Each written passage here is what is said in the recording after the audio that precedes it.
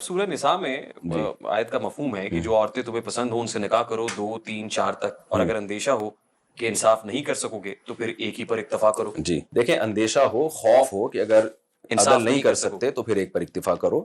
اس آیت سے صاف پتہ چلتا ہے اصل حکم اللہ کی طرف سے 2 2 3 3 اور 4 4 ہے. 2 3 شادیاں شرط نہیں ہے کہ اس شرط کے ساتھ کہ تم عدل کر سکتے ہو، بلکہ ایک پر اکتفا کے لیے شرط یہ کہ عدل نہیں کر سکتے.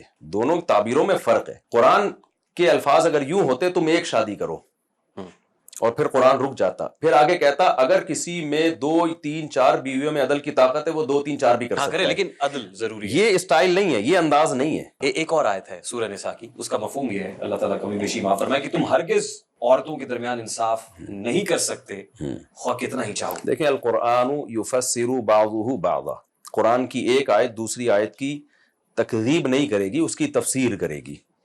ایک جگہ قرآن کہہ رہا ہے 2 2 3 3 4 4 کرو، بالفرض اگر تمہارے اندر ہمت نہیں ہے، تم نہیں برابری کر سکتے تو چلو پھر ایک پر اکتفا کرو.